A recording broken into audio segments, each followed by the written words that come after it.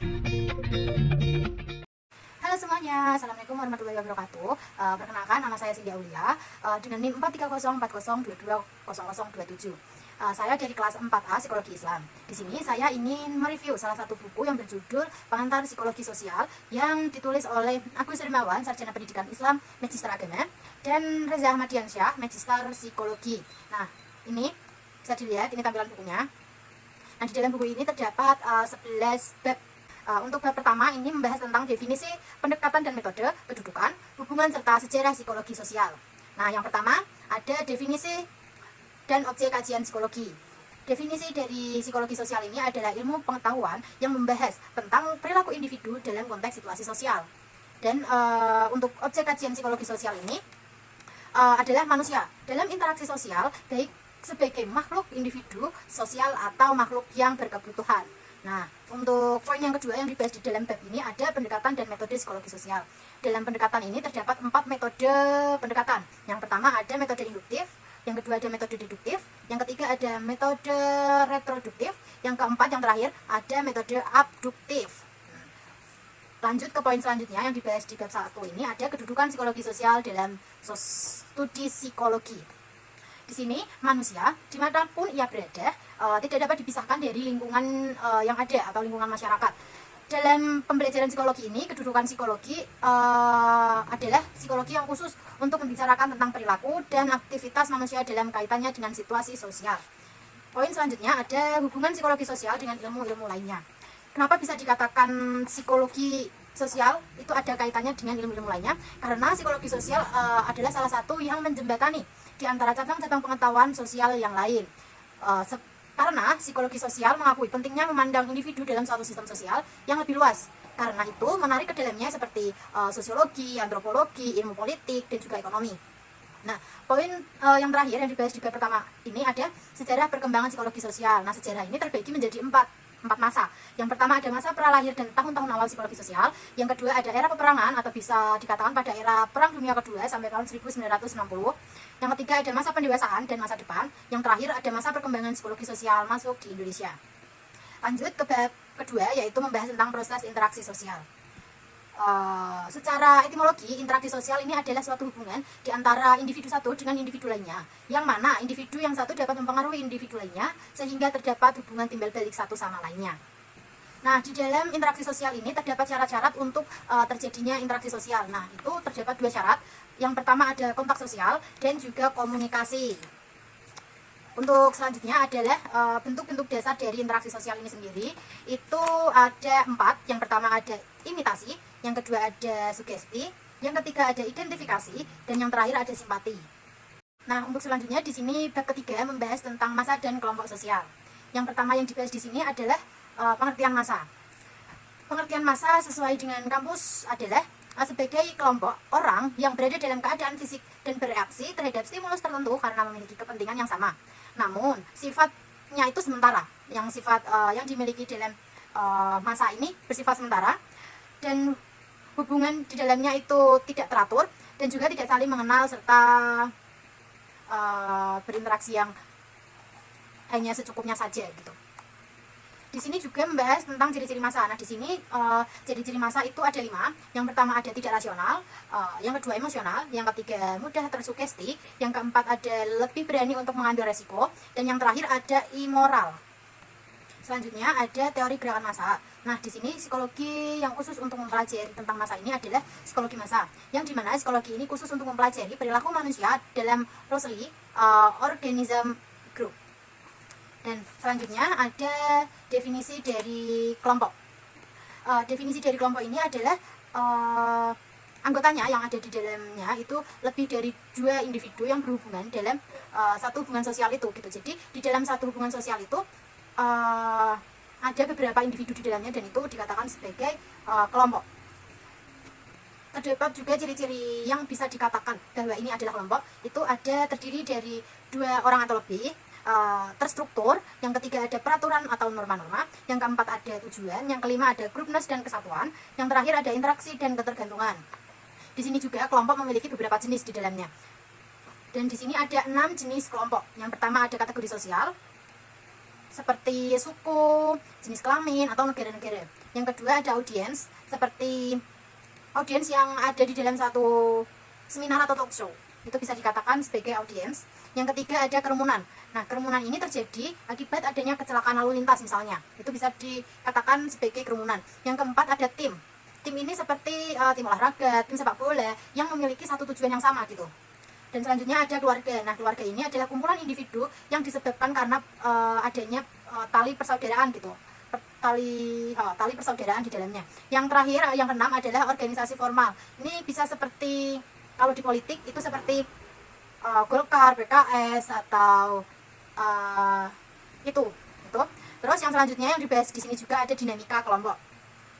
Nah, dinamika kelompok ini adalah studi tentang hubungan sebab akibat yang ada di dalam kelompok, tentang perkembangan hubungan sebab akibat yang terjadi di dalam kelompok, tentang teknik-teknik untuk mengubah hubungan interpersonal dan sikap di dalam kelompok.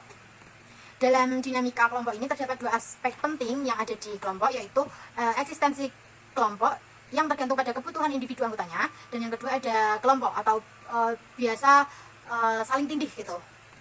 Nah, yang dibahas yang terakhir yang dibahas di bab ini itu ada terjadinya kelompok menurut psikologi. Ketertarikan tersebut muncul sebagai akibat dari kebutuhan untuk mendapatkan kepuasan bersama. Di samping itu, seseorang yang akan masuk kelompok juga mengalami perubahan kognitif. Misalnya, pada orang yang kesiapannya berarti mengalami ketidakseimbangan kognitif. Dan selanjutnya ke bab 4 di sini membahas tentang perilaku antar kelompok. Nah, poin pertama yang dibahas di bab 4 ini ada pengertian perilaku antar kelompok, yang dimana perilaku manusia itu sebenarnya bisa ditelusuri dari awal periode dalam sejarah. Spekulasi tentang fisik manusia dapat juga dijumpai lewat salah satu karya filosofi yang ada di Yunani, Plato. Di sini juga membahas mengapa seseorang itu berkelompok atau berorganisasi. Nah, di sini ada 6 faktor. Yang pertama ada rasa aman, harga diri, afiliasi, status, kekuatan, dan pencapaian tujuan. Nah, di sini ciri-ciri yang bisa dikatakan bahwa ini adalah suatu kelompok adalah struktur kelompoknya dan juga kepaduannya. Dua itu adalah ciri-ciri dari kelompok. Yang selanjutnya ada teori perilaku antar kelompok. Di sini terdapat 3 teori. Yang pertama ada teori konflik realistik yang dikemukakan oleh Sheriff. Yang kedua ada teori identitas sosial yang dikemukakan oleh Tuxfield dan Turner. Yang ketiga ada teori deprivasi relatif. Poin selanjutnya yang dibahas di dalam bab ini ada fasilitas sosial. Fasilitas sosial ini terjadi karena orang-orang yang hadir juga mengerjakan tugas serupa atau bisa dikatakan koaktor, dan ketika mereka hanya mengamat atau penonton, fasilitas sosial tidak hanya ada pada manusia saja. Poin selanjutnya ada keengganan sosial, di mana ketika kontribusi individu pada aktivitas kolektif dapat dievaluasi, individu sering bekerja kurang giat dibandingkan saat mereka bekerja sendiri. Efek ini disebut sebagai social loving atau keengganan sosial. Dan poin yang terakhir yang dibahas di bab 4 ini ada crowding.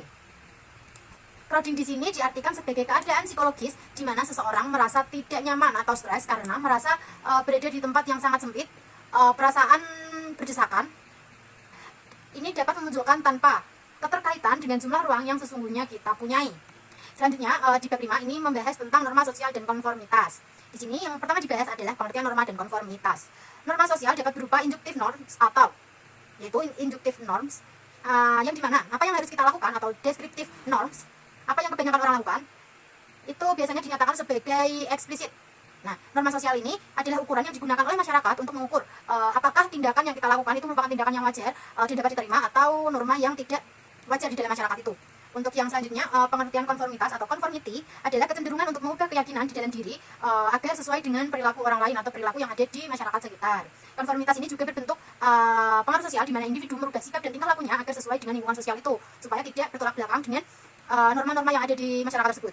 Selanjutnya di sini juga membahas tentang jenis-jenis norma dan fungsinya. Di sini terdapat 4 norma yang dilihat dari tingkatannya. Yang pertama ada cara, di mana menunjukkan suatu bentuk perbuatan di dalam hubungan antar individu. Yang kedua ada kebiasaan atau flock wise, yaitu di mana cara kita bertindak yang digemari oleh masyarakat sehingga itu dilakukan berulang-ulang kali. Yang ketiga ada tata kelakuan atau mores, adalah suatu sumber atau ajaran yang dianut oleh masyarakat tersebut, masyarakat sekitar gitu.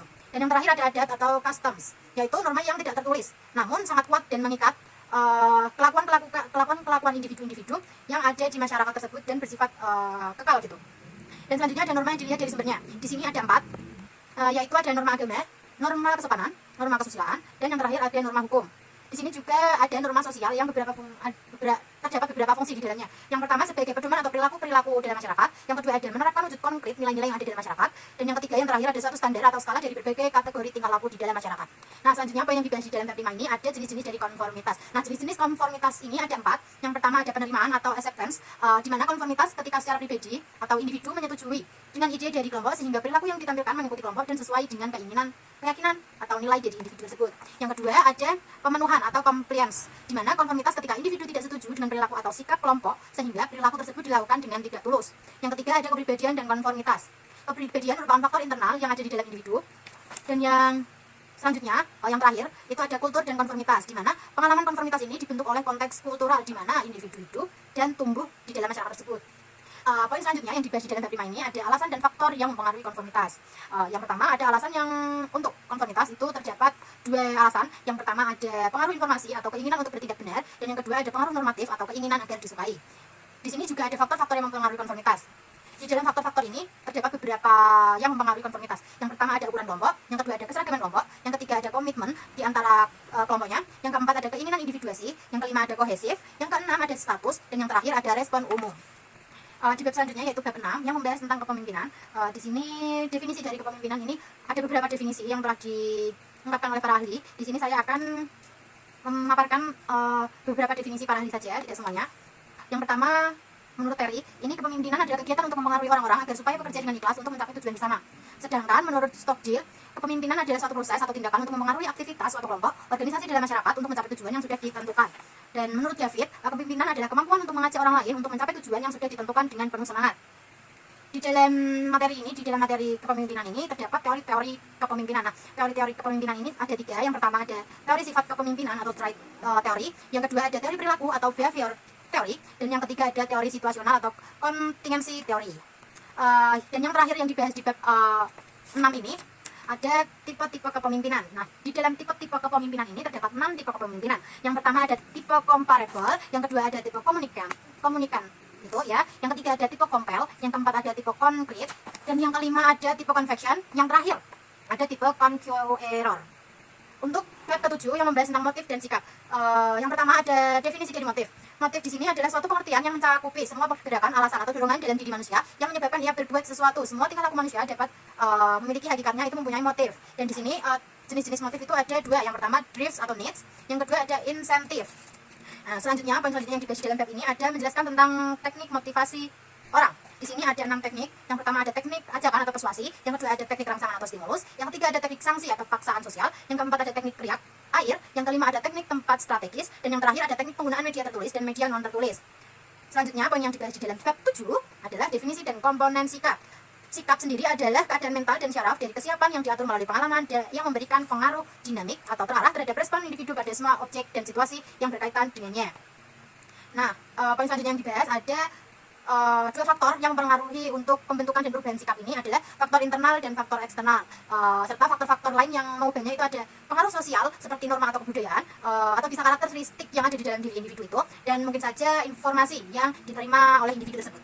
Dalam proses pembentukan sikap ini melalui 3 tahapan, yaitu compliance, yang kedua identifikasi, yang ketiga adalah internalisasi.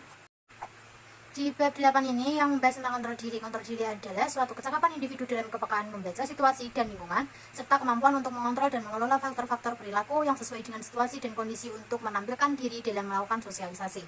Nah, aspek-aspek dalam kontrol diri ini ada 3. Di sini ada behavioral control, cognitive control, dan juga decisional control. Yang selanjutnya ada jenis-jenis kontrol diri. Nah, jenis-jenis dari kontrol diri ini ada over control, under control, dan appropriate control. Yang terakhir, faktor-faktor yang mempengaruhi kontrol diri ini ada 2, yaitu faktor internal serta faktor eksternal. Saya lanjutkan lagi ke bab 9 yang membahas tentang hubungan anak dan orang tua di masa milenial. Di dalam bab ini membahas tentang pengertian era digital yang dimana perkembangan diri dunia teknologi yang terdiri atas seperangkat media yang tidak akan berfungsi jika berdiri sendiri. Yang selanjutnya ada anak yang di masa milenial. di mana dalam psikologi perkembangan ini dasar kepribadian seseorang terbentuk pada masa kanak-kanak. Proses-proses perkembangan yang terjadi dalam diri seorang anak ditambah dengan apa yang dialami dan diterima selama masa anak-anak itu terjadi. Karakteristik yang dimiliki ini ada 5. Yang pertama, ada anak mampu menggunakan teknologi yang lebih baik dibandingkan dengan anak generasi pendahulunya. Yang kedua, ada anak yang lebih mudah mencari informasi karena lebih baik dalam penggunaan teknologi. Yang ketiga, ada anak di masa milenial kurang suka membaca secara konvensional. Dan yang keempat, ada anak di masa milenial lebih memilih ponsel dibanding TV. Yang terakhir, ada milenial cenderung tidak loyal namun bekerja efektif. Dan yang ke poin selanjutnya, ada pengertian dari orang tua di zaman milenial. Nah, di sini dalam kehidupan sehari-hari banyak dijumpai di sekitar kita ibu-ibu muda yang selalu update gadget dimanapun ia akan eksis. Yang selanjutnya ada hubungan anak dan orang tua di masa milenial. Cara mendidik anak di era digital ini ada beberapa cara. Yang pertama, ada tanggung jawab secara penuh. Yang kedua, ada kedekatan emosional. Yang ketiga, ada tujuan pendidikan yang jelas. Yang keempat, berbicara secara baik-baik. Yang kelima, mengajarkan agama. Yang keenam, persiapkan anak masuk masa pubertas. Dan yang terakhir, ada persiapan anak masuk masa pubertas. Di bab selanjutnya yaitu bab 10 yang membahas tentang pengambilan keputusan.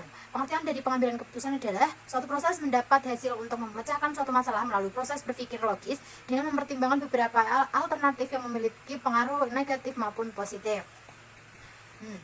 Nah, pandangan keputusan ini ada 2, yaitu optimasi dan juga satisficing. Yang selanjutnya ada kategori keputusan. Di sini ada 4 kategori, yaitu keputusan representasi, keputusan empiris, keputusan informasi, dan yang terakhir ada keputusan eksplorasi.